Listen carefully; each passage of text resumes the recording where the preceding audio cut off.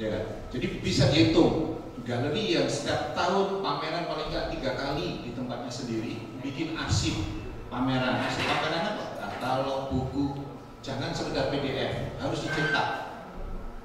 Karena nanti itu akan penting banget untuk pelacakan jejak-jejak. Kasus lukisan palsu yang sekarang mendera di Indonesia terjadi karena dulu para senior-senior itu tidak peduli dengan arsip, sehingga begitu yang bersangkutan mohon maaf itu sudah tutup pabriknya, gitu kan, mudah sekali dipalsukan karena nggak ada jejak arsip karya-karya yang sudah dibikin. Ketiga, wacana seni selain pameran apa? Ya galeri harus peduli, berkomitmen bikin arsip, bikin mensupport seniman untuk menjalankan research dan sebagainya. Silahkan hitung, nggak lebih dari 15. Saya anggota Asosiasi Galeri Indonesia, mungkin sekarang satu-satunya di Jogja, dulu ada Lampung. Jumlah asosiasi sekarang anggotanya mungkin hanya 16 atau 14. Ya kan, yang pameran rutin setiap tahun sekarang setelah pandemi lumayan, gitu kan. Bahkan ada wacana mau bikin bersama di BIK, sana ada mau baru. Tapi kalau dihitung beneran yang mereka bikin 3 kali pameran dalam galeri mereka sendiri, tidak lebih dari 15. Termasuk anggota aksi. Nah ini problem infrastruktur seni rupa Indonesia. Makanya nanti saya sama Pak Warno tanggal 6 Juli kami akan bikin kuliah umum tentang tata kelola dan masa depan seni rupa Indonesia. Itu akan membahas itu. Problematik seni rupa Indonesia saat ini adalah urusan ekosistem yang semi chaos. Kenapa? Karena tata kelolanya juga amburadul. Kenapa? Karena komitmen stakeholder termasuk galeri juga masih lemah, gitu kan.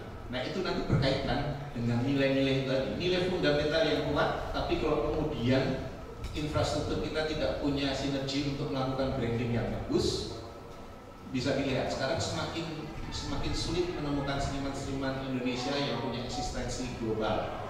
Seperti beliau, seperti siapa, Mas Entan, Mas Ridono, Christine dan sebagainya, semakin sedikit. Nah, jangan-jangan publik internasional semakin terdegradasi kepercayaannya terhadap karya seniman. Karena apa? Karena problematik itu. Value yang kedua. Kalau value pertama tentang kualifikasi kemampuan seniman, kita nggak ragu. Seniman bisa lulus ISI, ITB, pasti urusan kualifikasi teknis nggak mungkin bermasalah. Kecil kemungkinannya. Jadi faktor kedua itu, seniman butuh support stakeholder yang lain untuk meningkatkan nilai fundamentalnya, yaitu apa? Berkolaborasi, berpartner untuk terus mewacanakan karya-karya seni. Kira-kira gitu Pak Rahim. Terima kasih. Terima kasih Pak Boy. Ya, tepuk tangan untuk Pak Boy.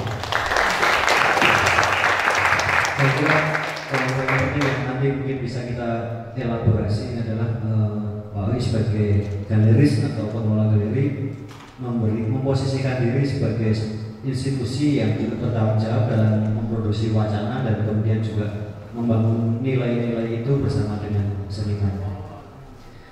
Oke, untuk yang terakhir kami berikan waktu untuk Bapak Suwarno Setrotomo untuk mengelaborasi perbincangan kita hari ini, yang tadi satu dari Mbak Arama ini mewakili seniman, kemudian Pak Poi mewakili galeri, dan atau sebagai mediator antara seniman dengan publik. Saya kira Pak Suwarno Setrotomo bisa memperbincangkan itu secara bagaimana sinergi antara berbagai pihak itu melalui amatan sebagai akademisi gitu. Monggo silakan Pak Warno.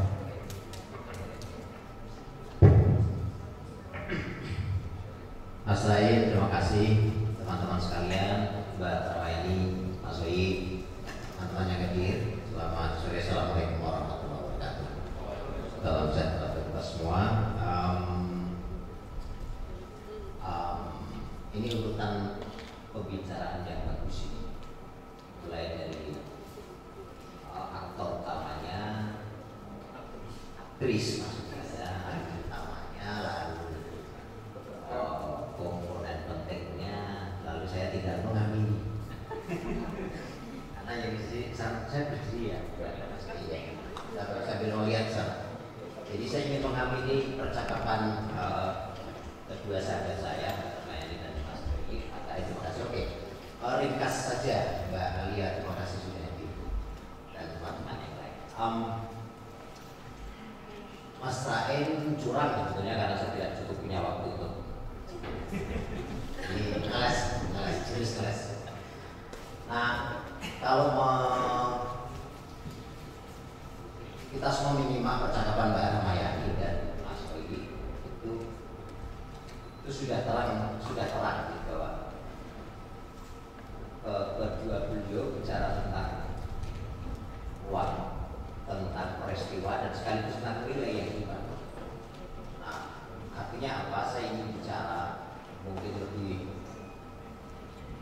spesifik, tapi mungkin sekedar sedikit mengelaborasi percakapan beliau. Saya menyampaikan bahwa nilai itu dikonstruksi oleh banyak pihak. Yuk Mas, slide berikut. Nah, jadi nilai value atau kata latinnya valere, atau itu mengejanya benar tidak saya. Saya membuka kamusnya Lawrence Bagus tuh.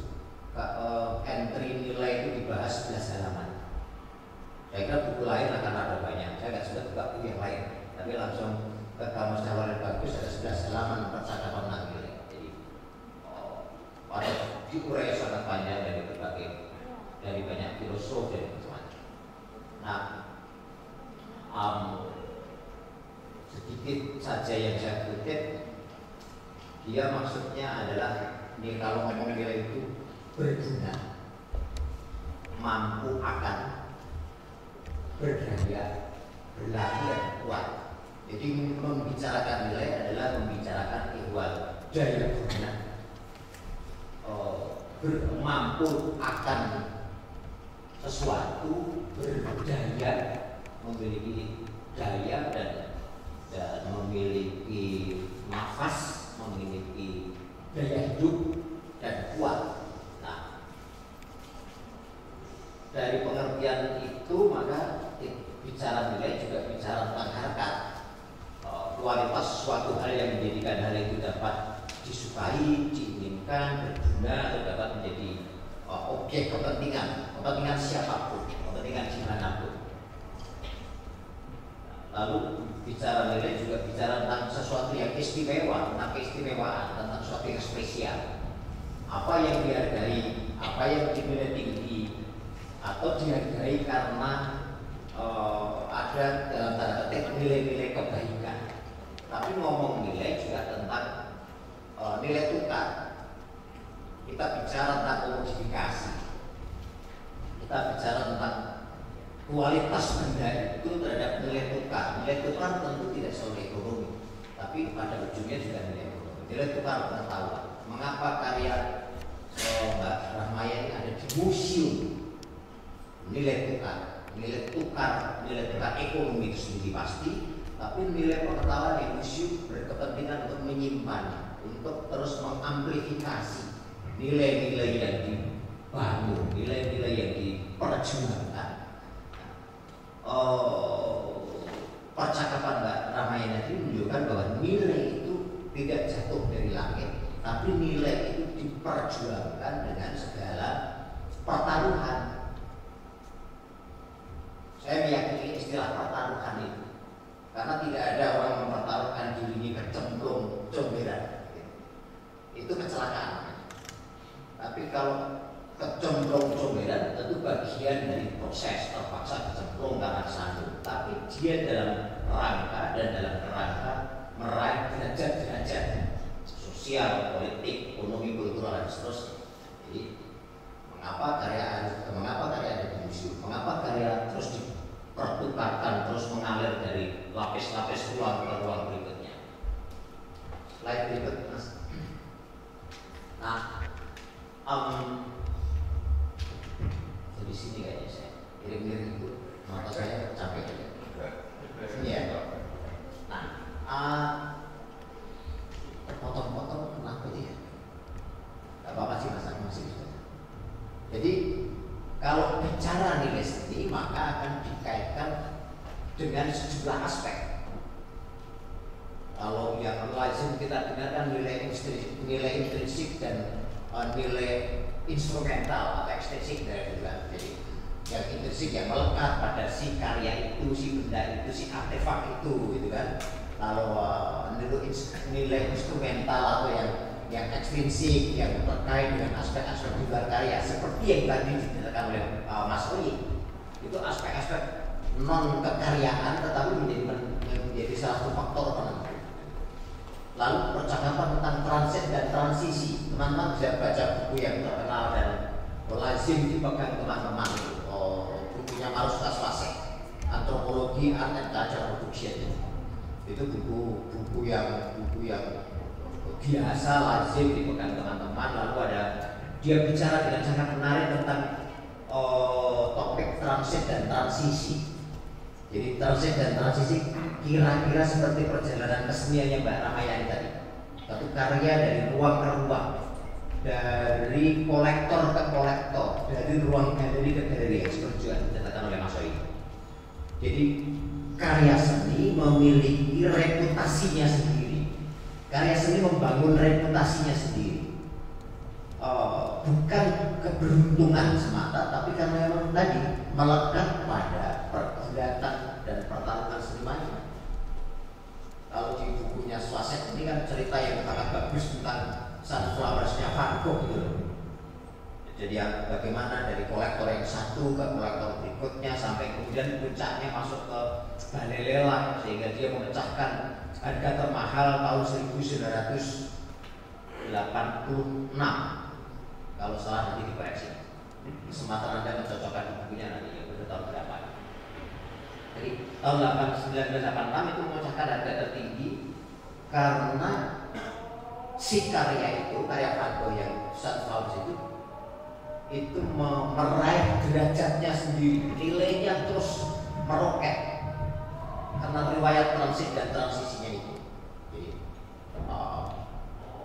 bicara nilai seni juga bicara tentang reputasi, fungsi dalam tanda petik, bicara tentang perilaku, tentang etika dikaitkan dengan aktornya, aktrisnya, atau kreatornya, atau senimannya. Apakah selalu begitu? Tergantung. Tetapi selalu ada percakapan yang mencoba mengaitkan atau mencoba melepaskannya. Pasti teman-teman tadi kan juga berpikir, kok Mbak Rahmani paham banget dengan Art Deco ya? Lalu penasaran kan? Sopo toh beliau itu kan gitu. Lalu yang dia melacak, ngintip-ngintip medsosnya, membaca riwayat hidupnya kan gitu kira-kira. Lalu oh pantas paham Art Deco. Oh pantas mengapa beliaunya begitu kritis pada begitu peduli pada Linggayoni untuk menyuarakan problem-problem kesetaraan dan seterusnya. Ya begitu kan.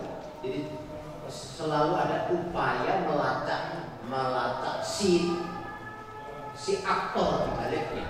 Jadi dengan begitu maka itulah riwayat yang dibangun oleh si karya, riwayat yang terbangun oleh si karya karena juga dikaitkan oleh aktoratisme.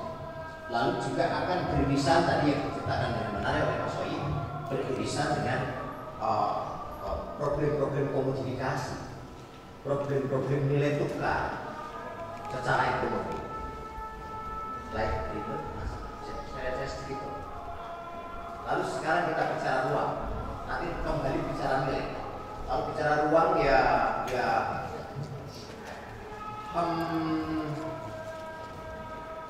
Mbak Ramayani Mas Soi implisit eksplisit memisahkan itu dengan apa ya? Atau baca bukunya Mbak Alia Swastika, bagaimana sejumlah esai itu menceritakan hubungan ruang karya dan pergulatan si karya itu.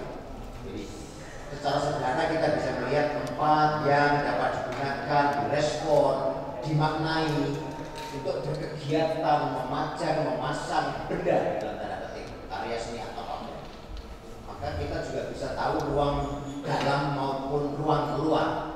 Ngomongin ruang dalam dan ruang luar, maka kita sesungguhnya bicara tentang politik ruang.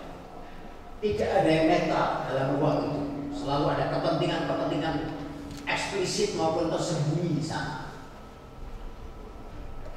Maka kita bicara tentang teritori, tentang wilayah. Dengan pemahaman itu maka menggunakan ruang jadi lebih jelas, lebih proporsional, lebih langsung apa yang ingin dituju. Jadi kita lalu bicara tentang ruang publik, misalnya begitu. Menggunakan ruang publik penting melakukan negosiasi. Karena ngomong ruang publik tentu ngomong ruang privat dengan sendirinya. Di ruang publik kita tengah mempraktekkan demokratisasi. Kita tidak bisa senang-menang, mentang-mentang di ruang publik Karena ruang publik artinya menimbang orang lain yang menggunakan. Jadi begitu kita menggunakan ruang publik, maka kita tahu batas-batasnya. Langsung menyadari harus bukan saja harus menyadari keterbatasan kebebasan di ruang publik itu. Bertanggung jawab dalam menggunakannya dengan cara menimbang pengguna lainnya, memahami ruang publik dengan cara membandingkannya dengan ruang personal. Tanpa itu maka kita menjadi tiran, menjadi penindas di ruang publik. Seringkali kita tidak menyadari itu tentang di ruang publik, bukan? Lalu kita seolah bisa pernah. Menurut saya itu keliru sejak dalam pikiran. Kalau karena di ruang publik kalau kita merasa bisa leluasa tanpa menimbang pengguna yang lain. Slide berikut. Nah, lalu apa itu peristiwa? Ya peristiwa tidak perlu saya jelaskan. Apa yang diceritakan Mbak Armain Mas Roy itu peristiwa. Dia melibatkan apa yang disebut konsep, rancangan. Dia menimbang apakah dia partisipatoris atau emansipatoris, melibatkan warga, melibatkan orang lain. Ada proses negosiasi, ada pertarungan, ada wilayah medan arenanya, di mana dia posisi di menggunakan ruang luas dan di mana dia melakukan pertarungan di arena, memperebutkan nilai, memperebutkan sesuatu. Peristiwa juga bisa bermuatan sosial, politik, ekonomi, pasar, kultural, spiritual. Tadi ilustrasi depan di dua pembicara sebelumnya itu sudah langsung bisa kita cantolkan ke sana. Semuanya beririsan dan kemudian melahirkan, ini istilah yang serenang-renang juga, ada teman-teman bisa mengoreksinya dan bisa melengkapinya dengan baik. Untuk sementara saya menggunakan seluruh pertarungan itu melahirkan kemenangan sekaligus pecundang. Lalu melahirkan para penulis sejarah, melahirkan aktor, peristiwa melahirkan sosok. Setiap zaman atau peristiwa ada orangnya, kata-kata yang sering kita dengar dalam menjelang kampanye pemilu, kan? Setiap zaman ada orangnya, setiap orang ada zamannya. Begitulah saya, dalam pandangan saya, keniscayaan produksi seni. Jadi selalu ada waktu, sosok, nama, peristiwa itu dengan sendirinya mengisyaratkan latar sosial, latar politik, latar waktu. Saya kira karena itulah kemudian setiap karya seni memiliki zamannya sendiri. Ada yang terus-menerus dipercakapkan karena muatannya yang selalu aktual dan kontekstual pada setiap zaman dan sebagainya. Slide berikut, Mas. Ya, karena itu dalam pandangan saya sekedar membingkai dari percakapan Mbak Armain dan Mas Boyi, maka nilai seni itu sesungguhnya dikonstruksi oleh siapa? Setidaknya teman-teman bisa menambahi sendiri. Jika ternyata ada yang tercacat, dikonstruksi oleh 5 komponen itu. Pertama-tama dikonstruksi oleh seniman yang tadi saya katakan, senjata, pertarungan, terpaksa kesandung sana, kesandung sini, nyemplung kolam dan seterusnya, atau seluruh proses kreatif seniman, pencarian material, problem teknik, penjelajahan gagasan, ide, membangun jejaring termasuk yang teknis dan konten intelektualnya. Itu adalah upaya seniman membangun nilai yang akan melekat pada produksi seninya. Lalu kedua ada yang dikonstruksi oleh kritikus atau kurator. Dia dengan segala tanggung jawabnya adalah bagian, memiliki bagian untuk mengkonstruksi nilai dengan banyak cara dan banyak pendekatan. Lalu galeri seperti Mas Win tadi sudah jelaskan dengan sangat baik. Pilihan-pilihan seniman oleh galeri, pilihan-pilihan seniman yang dibawa Mas Win ke galerinya atau di event-eventnya adalah mengokohkan atau upaya membangun nilai itu. Tentu saja begitu kan. Mengapa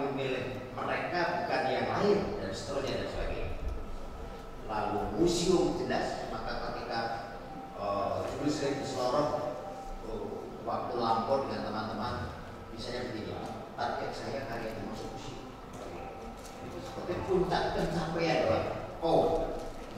Ruang ini yang pada akhirnya mengokohkan nilai dan sekarang itu bisa banyak, bisa kita koreksi bersama-sama cita-cita itu. Museum lalu pasar bagian penting dari percakapan kita hari ini dalam konteks konstruksi nilai. Siapa bentuknya pasar itu? Galeri, maklar, kolektor, pedagang seni, siapapun mereka. Karena selera mereka adalah cara dia memanifestasikan nilai yang dia yakini. Next slide. Oke. Nah, kelima aspek itu merupakan variabel pokok, saya boleh menyebutnya, dalam menentukan nilai seni. Sekali lagi teman-teman nanti bisa melengkapi. Secara sederhana, maka itulah portofolio yang dibangun dengan banyak cara dan pergulatan oleh senimannya, berisi riwayat lengkap seniman dan karya seninya. Dan saya menganggap itu merupakan dokumen penting yang dapat digunakan sebagai alat untuk melihat nilai. Dalam kalimat ringkas saya ingin mengatakan betapa pentingnya arsip. Betapa pentingnya arsip. Tanpa arsip, Mbak Ramayani nggak bisa cerita panjang. Lenyap sih ya. Nah, betapa pentingnya arsip. Masih ada slide-nya saya? Kayaknya habis. Ini pemanis. Ilustrasi ini sekedar pemanis dalam medsos kayak gitu. Ilustrasi sekedar pemanis. Ini lewati aja mas, lewati. Karya-karya ini memiliki riwayat memiliki nilai bagaimana membangun riwayatnya. Ini perintah mengukus, melihat oke, bagaimana di belak-baliknya ada narasi panjang peristiwa 65 dan seterusnya. Berikut bagaimana melihat karya ini, lalu kita mau tidak mau tertantang untuk melihat pergulatan seorang pelajar sidik sampai bentuk-bentuk seperti ini yang dia sebut sebagai membuat desain ekspresif. Dia punya cita-cita, saya nggak mau dengan desainer industri, saya juga seniman adalah desainer yang saya menyebut sebagai desainer ekspresif. Slide-nya. Ridono bagaimana melakukan kritik pada dunia pendidikan melalui fermentation of mind, brain, dan nose itu keren pesan yang dipesankan. Pesta para pencuri, karya yang terus menurut saya terus bisa menarik di percakapan kapan saja dengan judulnya itu. Tadi sudah dipresentasikan senimannya sendiri. Saya menyusuri banyak dokumen dan mengambil salah dua saya ambil di sini. Tadi sudah dipresentasikan oleh Mbak Nani. Satu lagi, ya ini saya pilih juga. Ya, ini memiliki riwayatnya sendiri yang menyuarakan begitu kencang pada satu tema yang dipilih. Next, ya Subhan Widianto, orang yang begitu gigih menekuni seni tradisional, terus menerus dikembangkan dengan imaji, dengan legenda, mistik, tradisi, klonek dan seterusnya dengan bentuk-bentuk yang terus diperbarui. Berikut ya sama dengan seni tradisional dia membicarakan topik-topik kontemporer, korupsi, macam-macam dan seterusnya. Ya, saya kira itu saja yang bisa saya.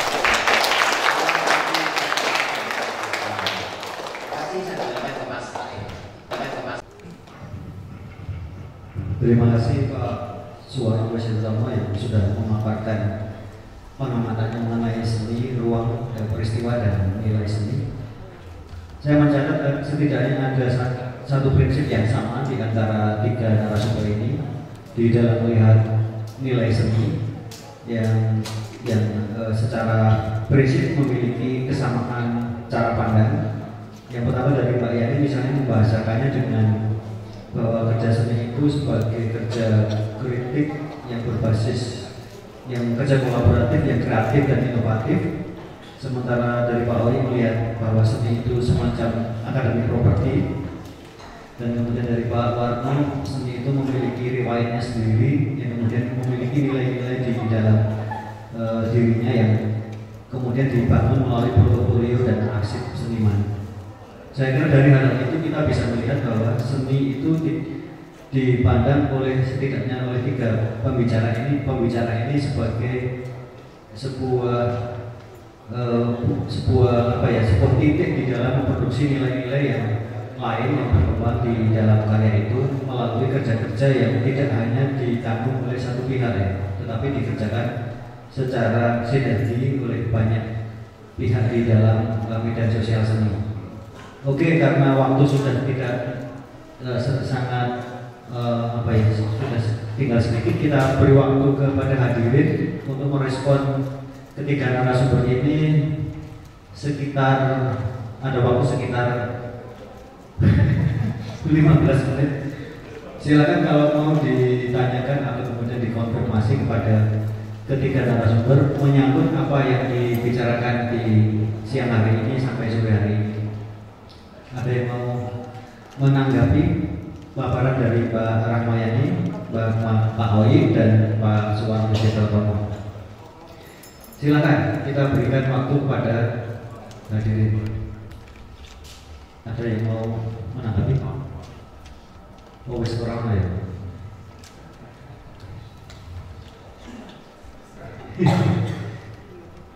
Jadi kalau mungkin sebelum ke pengunjung, ke hadirin, saya ingin konfirmasi dulu atau ikut-ikutan bertanya ke Mbak Rahmayani dulu mungkin. Jadi kalau di dalam yang tadi disampaikan lebih banyak soal kreativitas, inovasi sebagai seniman di dalam melakukan menciptakan karya-karya yang kemudian bisa bermacam-macam tadi, berbasis kolaboratif, dengan komunitas dan sebagainya. Lalu bagaimana strategi Mbak Yanti ketika kemudian berhadapan dengan institusi, terutama keterkaitan dengan ketika institusi itu akan membuat sebuah peristiwa, mungkin kemudian akan membuat semacam akan dihadirkan dalam ruang yang kemudian membutuhkan perhitungan administratif dan menyangkut pertukaran modal yang berbeda ya. Misalnya dari modal simbolik atau modal kreatif itu sosial ditukar dengan modal yang ekonomi misalnya. Dari Pak Yan mungkin punya pengalaman tertentu berhadapan dengan galeri dan museum. Sebetulnya ya ini merupakan hal yang menjadi bagian juga dari pekerjaan saya, karena saya sebetulnya ya walaupun saya mengkritik sistem ekonomi global yang kapitalistik itu, tapi dalam dunia seni sebetulnya saya nggak anti pasar, tetapi juga saya tidak mau hanya mengabdi ke pasar. Maksudnya membuat karya-karya yang memang diminati di pasar saja gitu ya. Enggak, saya berkarya tetap mengikuti tadi gagasan-gagasan dan ide-ide yang saya anggap penting gitu. Makanya saya bisa mengekspresikan dalam berbagai media yang nggak masalah, yang penting cocok gitu kan. Nah, tapi saya juga bekerja sama dengan beberapa galeri. Kalau di Jogja dulu dengan Lampung Art Foundation, lalu di Jakarta dengan ISAA itu yang dipimpin oleh Ibu Deborah, dan juga Taylor Rollins di New York dan Alexander Oaks di Berlin. Jadi dalam hal ini saya juga mengapresiasi Pak Oli tadi, bagaimana galeri juga kalau memang serius mencoba menghubungkan ide-ide kreatif seniman kan dengan kemungkinan bagaimana dikelola di pasar. Saya kira itu memang yang dibutuhkan kan oleh dunia seni kita, karena kalau tidak ya nanti sulit dikembangkan gitu. Apalagi kalau mau masuk ke dunia internasional kan harus dapat dukungan teman-teman senimannya gitu. Ya, maksudnya dukungan finansial. Nah, kalau museum itu memang sudah biasanya ya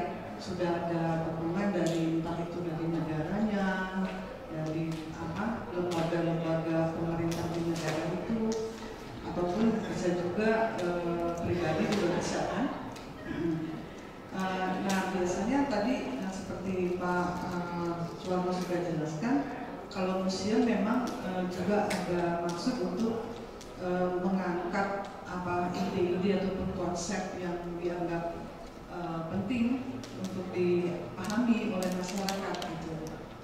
Nah, tapi memang untuk masuk ke museum itu prosesnya panjang kan, karena seperti diuji dulu gitu bahwa karya itu memang menjadi ide-ide yang dianggap penting juga oleh masyarakat.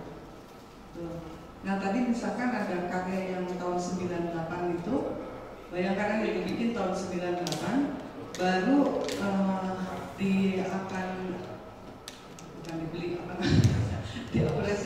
diakuisisi oleh Tate Modern di London, gitu. Terus juga mereka maunya saya langsung melukis di tembok di sana. Gara-gara COVID harus nunggu. Nah, itu. Jadi prosesnya memang bisa panjang, tapi ya memang mungkin untuk menguji keseriusan dari karya ide-ide karya itu kan butuh waktu ya. Seperti itu. Nah, seperti Linggayoni ada satu lagi juga yang dikoleksi oleh Herbert Johnson Museum di Dhaka di Amerika. Tapi memang itu semuanya perlu waktu. Yang sekarang yang di Galeri Nasional di Singapura itu kan karya dari tahun 93. Bayangkan berapa lama itu sampai akhirnya mereka oke, ini penting dan lalu dihubungkan dengan program pendidikan anak-anak dan remaja. Nah itu, mungkin ya memang perjuangan gitu. Tapi saya tidak menolak bahwa sistem pasar itu sebetulnya bisa sangat mendukung bagaimana seniman mengembangkan karya-karyanya selain museum tadi. Dan saya berharap memang di Indonesia ini dikembangkan lebih jauh gitu dengan galeri-galeri yang memang juga bisa mengapresiasi ide-ide dari karya seniman itu kan. Karena di sini senimannya banyak banget ya, dan banyak potensi kreatifnya luar biasa. Di seluruh Asia Tenggara mungkin yang paling banyak kreativitasnya di sini sebetulnya, ya kan? Nah, mudah-mudahan sih pemerintah juga mau mendukung selain dunia pasar dikembangkan lebih jauh lagi. Terima kasih. Mbak Lia.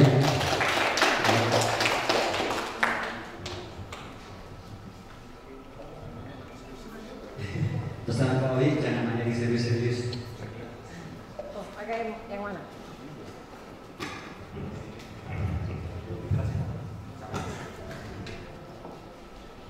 Selamat sore semuanya, terima kasih Mas Raim sudah mengorganisasi forum ini. Senang mendengar dari Mbak Yani lagi, Pak Owi dan Pak Warno. Saya ingin menanggapi dari yang disampaikan Pak Owi ya tentang bagaimana kita membangun ekosistem seni di Jogja yang saya kira tidak hanya tentang mengembangkan wacana saja, tapi juga tadi Mbak Yani juga menyebut kalau seniman sendiri sebenarnya walaupun kerja dalam jalur-jalur aktivisme gitu, tapi juga nggak di pasar. Artinya sebenarnya pasar ini memang menjadi bagian dari ekosistem seni yang sangat penting, yang kalau kita membangun satu ruang bersama itu pasar sendiri harus menjadi ruang yang sehat gitu ya Pak ya. Nah tadi Pak Oyi juga sempat menyebut sebagian besar galeri di Jogja ini sebenarnya sifatnya lebih ruangnya disewakan gitu. Dia tidak bekerja dalam kerangka galeri yang memiliki program sendiri yang kemudian dihubungkan dengan market yang lebih besar gitu. Nah ini saya setuju dengan pendapat Pak Owi ini, dan sebenarnya Biennale Jogja sendiri beberapa bulan terakhir mengembangkan satu jaringan ruang seni di Jogja.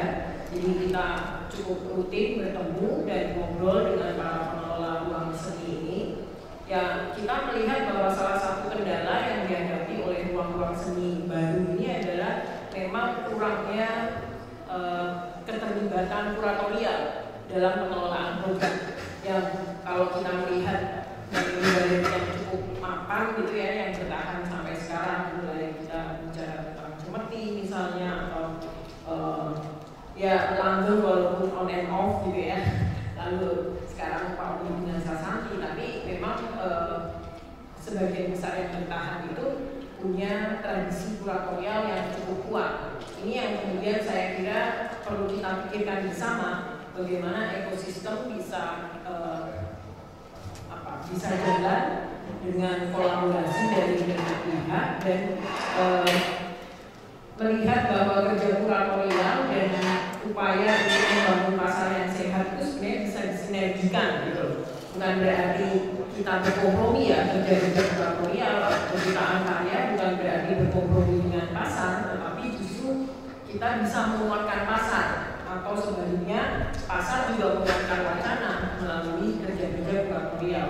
Ini yang saya kira ini bukan benar-benar pertanyaan bagaimana menjawabnya, tapi salah satu yang kemudian ingin saya sampaikan untuk menanggapi Pak Oli itu kenapa mereka menyewakan, karena lebih gampang gitu kan, ketimbang misalnya mereka berpikir tentang program sendiri. Lebih baik orang datang udah ada kuratornya, udah ada senimannya, mereka tinggal terima jadi. Nah ini yang apa kedepannya kita mau seperti ini terus atau kita mencoba untuk mengatasi problem ini bersama-sama. Lalu yang kedua tadi saya tertarik Pak Oli bilang juga tentang banyak sekarang ini semakin sedikit gitu ya keterlibatan seniman-seniman Indonesia di dunia atau di peristiwa seni internasional gitu. Nah kalau saya amati sendiri sebenarnya memang mungkin tidak seperti tahun 90-an pertengahan atau 2000-an awal gitu ya yang menjadi musim semi dari internasionalisasi seni Indonesia di generasi Heridono, Yudhityo, Mela gitu. Tapi mungkin sekarang memang tidak selama itu tapi tetap ada. Jadi saya melihat banyak juga seniman-seniman muda Indonesia yang terlibat dalam berbagai biennale atau pameran-pameran di museum. Nah, masalahnya nih Pak, saya melihat bahwa galeri-galeri komersial itu tidak menangkap mereka juga. Jadi banyak sebenarnya misalnya Elia Nurvista gitu ya, yang 2 tahun lalu mengkuratori Uinan Jogja juga, dia sangat aktif terlibat dalam pameran-pameran internasional. Tapi karena mungkin karya-karyanya lebih performatif, lebih berbasis pada media baru, maka akhirnya juga di Indonesia sendiri dia tidak dikenal dalam konteks pasar, kan? Nah, mungkin ini juga seperti yang disampaikan Mbak Arya nih. Kadang-kadang seniman-seniman yang berhasil dalam dunia internasional itu membutuhkan waktu sampai 20 tahun ya Pak, mungkin untuk bisa akhirnya diterima oleh pasar Indonesia. Nah, gimana nih Pak? Apakah 20 tahun ini kemudian bisa dikepras gitu? Mungkin nggak kalau seniman-seniman yang sebenarnya CV-nya sudah bagus atau sejarah kekayaannya, nilai-nilainya seperti yang disebut Pak tadi sudah kuat, sebenarnya juga bisa punya potensi untuk berada dalam pasar ini. Itu yang sekarang ini saya lihat. Ya itu aja, terima kasih. Terima kasih Pak. Ini pertanyaan ke Pak Oli. Sekaligus saya nambahkan ya, kalau sebagai galeris mempertimbangkan apa yang disampaikan Mbak Arya dan Mbak Yani tadi, kira-kira sejauh mana sih toleransi Pak Oli dalam menerima ide-ide seniman ini? Seniman kan kreativitasnya sangat tidak terbatas, bisa membuat bendera, bisa lari-lari di sawah. Sebagai galeri itu kira-kira toleransi sejauh mana? Saya suka tinggal juri. Ya, terima kasih Mbak Alia. Jadi sebenarnya ini, kalau setiap diskusi tentang ekosistem seni rupa Indonesia gitu kan, ujung-ujungnya nanti kan pasti perhatian kita kan membahas soal infrastruktur dan stakeholder gitu kan. Jadi saya pun sebenarnya malu sebagai galeri. Malu kenapa pertumbuhan galeri di Indonesia ya. Saya mulai galeri komersial itu tahun 94. Jadi puji Tuhan gitu kan, tahun depan mudah-mudahan kita semua sehat sudah 30 tahun gitu. Dari dulu pertumbuhannya kan selalu nggak jelas gitu kan. Terus kita sendiri sebenarnya tidak mau loh Mbak. Kita melihat banyak peluang, banyak potensi anak-anak muda, apalagi kita ini di Jogja. Pusatnya seniman terbesar, apalagi seni rupa kontemporer kan di Jogja gitu kan. Kita sendiri setiap bulan itu bisa mungkin belasan menerima proposal. Belum lagi kita juga punya tim yang memang mencari datang-datang ke pameran gitu. Ujung-ujungnya nanti kemudian pertanyaan ke kami sendiri adalah tempatnya di mana? Gitu kan, kami sekarang ini punya 3 pola kerjasama misalkan gitu ya. Ada yang representatif, partnership gitu kan, itu biasanya seniman yang established. Seniman established suatu saat beliau itu melirik, beliau udah dari tahun 64 juga kayak gini aja gitu kan. Beliau kan sebenarnya nggak mungkin manajemen ini sudah nggak perlu gitu, tapi meminta beliau menunjuk kami sebagai representatif untuk wilayah misalkan Timur Tengah, misalkan gitu, kami punya network, itu bisa berjalan bagus sehingga network beliau sudah terdevelop misalkan di Australia, di Eropa tetap bisa jalan. Jadi Dono misalkan itu juga polanya representatif, baru gabung bulan ini aja ada 6 nanti yang gabung di representatif kami, ada RW Hartanto, kita juga lagi terus Imam di Cina misalkan gitu, karena kami melihat itu yang established ya Mbak ya, belum yang anak muda. Waduh, anak muda di Jogja itu luar biasa, banyak banget gitu. Akhirnya kan kita juga mikir kita mampu ya. Sekarang sudah hampir 28 seniman. Bayangin aja kalau kita pegang 28 seniman, separuhnya manajemen, itu kami berkomitmen 2 tahun sekali memamerkan tunggal mereka. Setiap tahun mereka dapat 2 atau 3 grab exhibition yang kita adakan sendiri. Belum yang nanti undangan dari galeri partner kita yang di luar. Jadi satu galeri bisa memanage 10 seniman saja sebenarnya sudah akan ideal buat seni rupa Indonesia. Persoalannya sekali lagi jumlah galerinya sekelumit. Yang sekelumit itu yang mau hidup beneran setitik. Saya sering bertengkar dengan teman-teman asosiasi gitu kan, pengen banget gitu mereka juga aktif gitu kan, tidak hanya hura-hura gegap gempita pada saat menyambut Jakarta mau datang gitu kan. Nah persoalannya itu kami pun terbatas, makanya kami pun sekarang melihat pola menyediakan ruang dan atau memanfaatkan ruang kosong, itu yang kita lakukan sekarang. Misalkan FJK Tamsi itu ya, saya nggak matur ke Pak Rektor, zaman Rektor yang lama, setiap tahun boleh deh saya mamerin di situ. Itu bikin pameran di FJK Tamsi itu urusannya tidak gampang, kosnya mahal.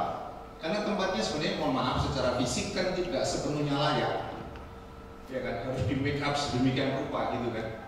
Tapi itu pun juga ternyata membuat polemik di kalangan seniman gitu kan, terutama seniman-seniman yang lulusan isi gitu kan, yang senior-senior gitu kan, yang merasa isi itu marahnya luar biasa, kalau kemasukan makhluk komersial gitu merasa tereduksi gitu kan harga dirinya, padahal sebenarnya kan kita memanfaatkan ruang kosong itu misalkan gitu kan. Tapi ya ternyata yang namanya sosialisasi pendekatan bisa sekarang bulan Juni nanti kami mengadakan lagi dengan konsep yang berbeda, dan saya menawarkan diri kosong, setiap kosong saya mau setiap tahun misalkan gitu, atau kita mencoba bikin space baru Mbak. Jadi nanti mulai bulan Juni kami ada space baru. Space baru itu nanti mungkin kami tidak akan mengisi dengan program kita, tapi welcome. Kalau kemudian ada usulan-usulan termasuk dari gatekeeper. Jadi kita itu kan sering ketemu kurator, sering ketemu penulis dari Bandung, kita dekat dengan beberapa kurator termasuk Asmujo misalkan di Jogja, hampir semua kurator kita kenal. Kita welcome. Kalau teman-teman baik seniman secara individu, mandiri atau kurator membawa program ke kami ada space baru persis sebelahnya Mediterania. Itu nanti kami buka tanggal 24 Juni. Ya, buka pertama tetap program kita karena kan pembukaan gitu kan, dengan memamerkan Mahendra Yasa. Tapi setelah itu tempat itu bisa. Salah satu yang langsung memakai nanti Festival 6. Dia ada namanya festival apa ya, fotografis. Ya, festival fotografis Jogja. Itu juga kami mereka pakai. Nah, jadi mohon Mbak sering main ke kami atau undang kami main ke tempat Mbak kalau ada informasi gitu. Kita terus Mbak, jadi kita punya tim, ada 3 orang yang memang kita tugaskan untuk selalu mendatangi setiap pameran, bahkan di kampus TA itu kami datangin gitu. Cuman persoalannya sekali lagi ternyata banyak banget potensi anak muda di Jogja yang bagus-bagus. Kita punya pengalaman bagus dengan beberapa seniman muda yang ternyata kalau di seni rupa kontemporer itu, saya lupa penulis, tapi saya sepakat sekali setelah saya alami, seni rupa kontemporer itu branding itu penting. Ya kan, bahwa tadi ada unsur fundamental itu benar, tapi poin kedua tadi intinya sebenarnya adalah branding. Ya kan? Jadi setelah kualifikasi seniman dengan teknisnya, dengan gagasannya bagus, oke.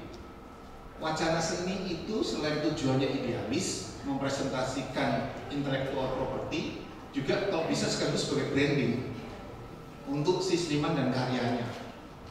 Nah, inilah yang menjawab. Saya pernah ditanya kenapa seniman ini muda lulusan SMA bisa harganya melejit. Persoalan jawabannya cuma satu, brandingnya mungkin lebih tepat, mungkin, ya kan? Kalau enggak itu saya masih belum tahu jawabannya apa. Terima kasih.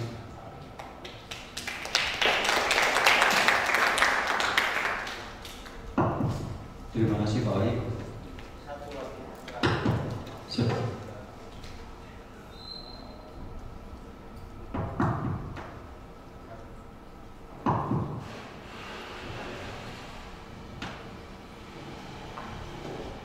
Kita beri kesempatan satu tanggapan sebelum kita tutup. Kalau nggak ada, oh ya, terakhir ya. Perkenalkan nama. Perkenalkan sama saya Fisna dari USD. Ini yang bisa disampaikan tentang hasil seni, tapi ternyata ada pro kontra. Kayak tadi mungkin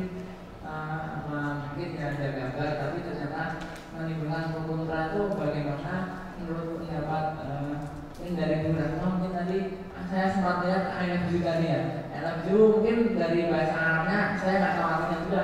I love you itu kalau huruf seperti itu artinya apa sebenarnya? Itu kan saya merasa ada pro kontra juga sih sebenarnya, kayak mungkin mama, misalnya mama tapi dalam bahasa Arab kan beda arti artinya kan. Jadi kayak gitu mungkin kan sebenarnya itu bagaimana untuk pendapat dari Bu Ratno. Terus kemudian untuk galeri itu kalau gambar-gambar pro kontra itu malah menjadi market atau bagaimana, atau mungkin nggak usah ada gitu ya. Mungkin terima kasih. Ya intinya itu ya, kalau yang galeri kalau ada kontroversi itu mau dibatasi atau dipersilahkan. Semakin ada kontroversi itu kalau untuk pasar itu bagus. Ya, jadi kan itu tadi. Jadi saya sekarang semakin saya kami alami, terus kemudian kita coba apa ya. Jadi kalau berkaitan sama seni rupa kontemporer sekali lagi, isu, rumor, intrik, konflik itu alat jual. Ya, alat jual kan. Cuman kan ya kita sebagai galeri bisa mampu. Karena kan kita tetap eksis, nggak mau ditutup dari kita gitu kan. Ya kan. Jadi tapi kalau kayak tinggal Yoni ini ya kalau di galeri saya senang banget. Ya cuma senimannya nggak mau gimana. Ya. Jadi sebenarnya karena ini urusan branding mas, gitu kan. Jadi buat galeri yang memang kita intens membuat strategi continue jangka panjang untuk mengantisipasi bagaimana penetrasi ke market itu berjalan. Kita sendiri kan juga harus paham, ya kan, appetite market itu seperti apa. Jadi kalau urusan provokatif gambarnya gitu kan, sepanjang tidak berkaitan dengan kalau saya ya, kalau di Indonesia ya, kalau tidak mengarah ke urusan wilayah keagamaan gitu, boleh mau gambar telanjang atau itu nggak apa-apa, politik nggak apa-apa. Tapi kalau menyerempet-nyerempet urusan wilayah masuk ke wilayah keyakinan orang gitu, memang kita bukannya kita takut, tapi kita kan ingin hidup panjang. Karena kita punya tanggung jawab, seniman banyak. Boleh dicek di Indonesia, bahkan di Asia galeri yang karyawannya lebih dari 20 orang ada apa enggak? Kita 28 per hari ini. Itu harus dihidupin, ya kan? Jadi kita kadang kan pertimbangannya tidak sekedar hanya bisnis gitu kan, tapi strategi jangka panjang supaya kami survive. Gitu. Tapi intrik, saya sering kok ribut sama seniman, kadang bikin ribut kayak bintang film itu gitu, padahal kita rukun-rukun aja, ya kan? Itu kira-kira saya jawaban secara komersial. Kalau jawaban saya tentang tadi Arab gundul atau Arab playground yang bisa jadi kontroversial juga ternyata, tapi itu kan sebetulnya karena mereka yang tidak paham. Kalau paham bahwa tradisi budaya bagaimana huruf Arab itu diadopsi dan diadaptasikan ke budaya lokal di Nusantara, itu sebenarnya bukan hal baru, itu dari dulu, dan itu menjadi sesuatu penanda bagaimana orang di sini begitu terbuka sekaligus kreatif gitu. Jadi budaya dari Arab, dari India bisa diterima, tapi tidak ditelan mentah-mentah gitu. Diadaptasikan ke budaya lokal, ke kebutuhan lokal. Dan ini sangat menarik, istimewa sebetulnya. Saya sudah membuat penelitian ke berbagai tempat. Itu sepertinya nggak ada deh yang seperti terjadi di Nusantara. Semua bisa diterima, gitu kan? Jadi ada budaya yang bijak dan arif yang dikembangkan oleh leluhur Nusantara yang patut diingat dan terus dipelajari. Jangan dilupakan, karena kalau itu sampai hilang, terlupakan, ya itu nanti gitu. Jadi saya dihalalkan darahnya untuk diminum. Lah agama apa kok menghalalkan darah untuk diminum? Ayahku seorang kiai itu paling bilang, ya alkohol lah halal, haram. Masa darah halal? Aneh ya. Nah itu. Jadi dalam hal ini saya juga pernah diundang ke Emirat untuk memamerkan karya Arab Pegon ini. Nah itu memang ada situasi yang aneh. Ketika saya ketemu dengan teman-teman seniman yang lain, itu ternyata saya dipisahkan tempat tinggalnya. Di teman-teman yang lain di satu hotel, aku di apartemen. Saya jadi heran, ini ada apa ya, kok aku dipisah. Akhirnya saya tanya direkturnya, kenapa kok saya ditaruh di tempat yang beda dengan seniman-seniman lain? Ya kami sedang menjaga karena kami khawatir takut ada yang garis keras yang akan marah karena tulisan Arab diacak-acak gitu katanya sama orang Indonesia gitu. Loh, itu kan udah dari dulu yang itu, tapi mungkin ada yang nggak senang di sini, makanya katanya Anda ditempatkan di tempat terpisah. Nah itu katanya apartemen paling atas di atas Anda dan apartemen di bawah Anda itu semuanya polisi jagain saya. Nah itu kejadian itu. Jadi nah ini kecenderungan orang ketika menjadi apa ya, fanatik atau tidak toleran lagi hanya karena meyakini sesuatu yang sebetulnya juga nggak tahu sebetulnya apakah itu benar atau tidak ya. Tapi yang jadi dogmatis itu bisa terjadi di mana saja. Nah, tapi mudah-mudahan saya berharap orang kita jangan sampai seperti itu, karena itu, aduh, konyol banget istilahnya. Kok jadi begini? Hah? Habis ini? Pulang Jogja. Saya sudah kembali lagi ke Jogja karena saya akan lanjut bekerja dengan komunitas-komunitas di Jogja supaya itu jangan sampai terjadi seperti itu ya. Yuk.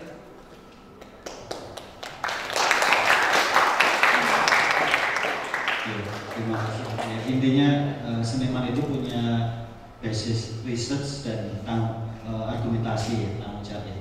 Mas Tisna UNY. Mungkin saya kira cukup itu ya teman-teman hadirin sekalian. Terima kasih sekali kepada Bapak Suwana Musliatono, Mbak Armayani dan Pak Oi Edi Prakoso. Kita beri aplaus kepada tiga narasumber. Hari ini saya mungkin tidak perlu merangkum semuanya karena perbincangan juga sudah sangat luas dan menarik. Saya kira kita mendapatkan banyak insight terkait dengan ruang peristiwa dan nilai seni dari ketiga narasumber yang mewakili perspektif yang berbeda-beda. Terima kasih atas kehadiran semuanya. Saya Rain Rosidi selaku moderator. Mohon maaf apabila ada kesalahan ucap. Terima kasih kepada Taman Budaya yang sudah memberikan fasilitas sarana ini. Terima kasih kepada semua hadirin. Tepuk tangan untuk kita semua. Foto bersama dulu kali ya. Baik, silakan teman-teman bisa maju ke depan untuk kita foto bersama dengan Pak Rai, Pak Warno, Mbak Ramayani dan juga Pak Oyi. Silakan teman-teman yang di sebelah sini boleh mari kita bersama. Jangan terburu-buru pulang dulu.